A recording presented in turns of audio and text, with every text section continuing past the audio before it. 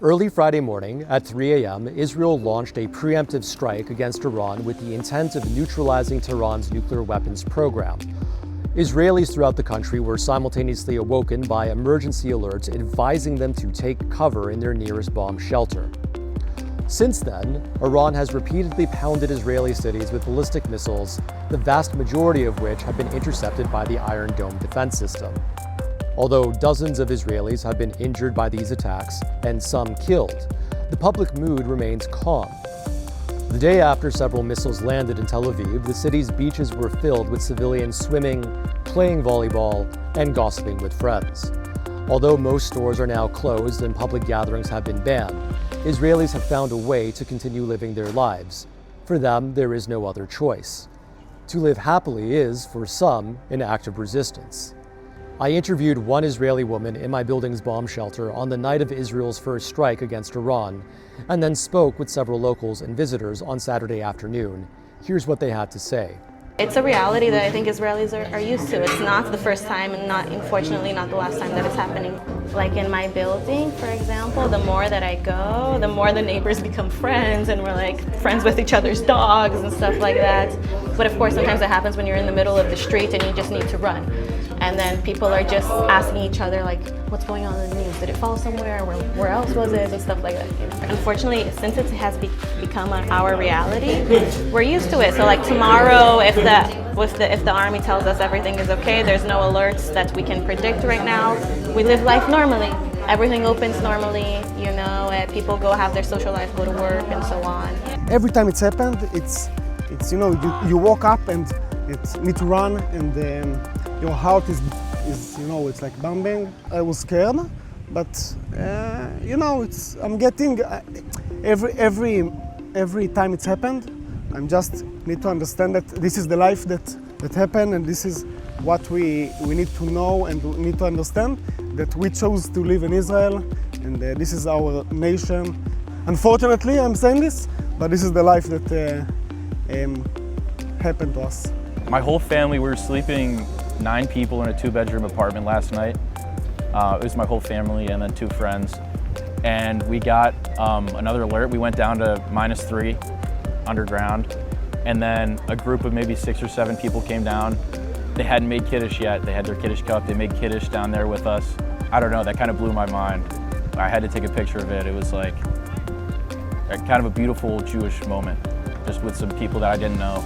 But we were all together, going through the same terrible thing, but having a beautiful moment.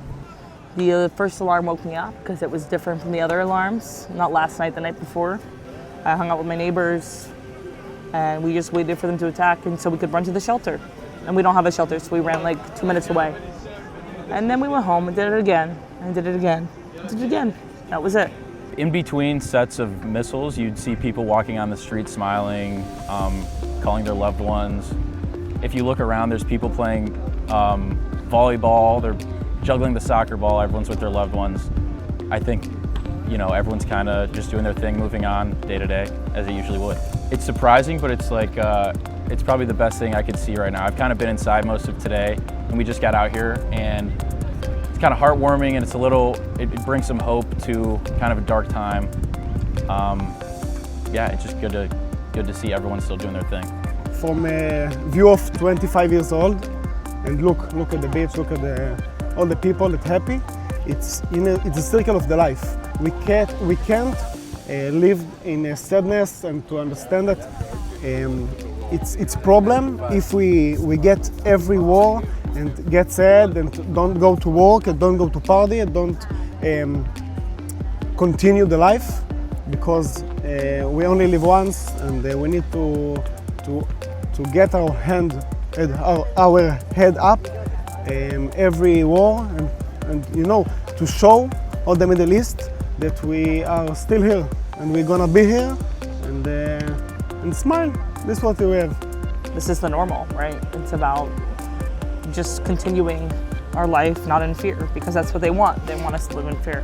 They want you to live in fear. I mean, if you live in fear and you don't do your daily activities, your daily life, you're giving them what they want. What are you going to do? The world stops for you to possibly die, for you to possibly lose people, for you to possibly, you know, have to run to a shelter, what's the point in living then? I live here and I made the choice to live here and I want to live here. So living here is being a part of running to the shelter when you need to. Everyone's texting me, like, kind of freaking out, like, are you okay, are you okay? I feel totally, like, fine. You know, I'm chilling, I'm in the bomb shelter, I'm in a Ramad or I'm underground, and we're just kind of, you know, you wait your 10 minutes or you wait for your all clear and you go back up. I feel like they think I'm standing on top of a high rise getting bombed. It's really not, it doesn't feel as scary as maybe it actually is, but, you know, I'm getting a lot of support from back home and they're all a lot more nervous than I am. Although war is an unpleasant experience, people have a remarkable capacity to adjust to their surroundings.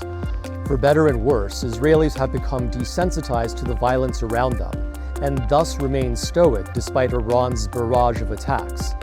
While the world watches in shock, people in this country go to the beach and decompress, waiting for whatever might happen next. Once again, this is Adam Zivo with the News Forum, reporting from Tel Aviv.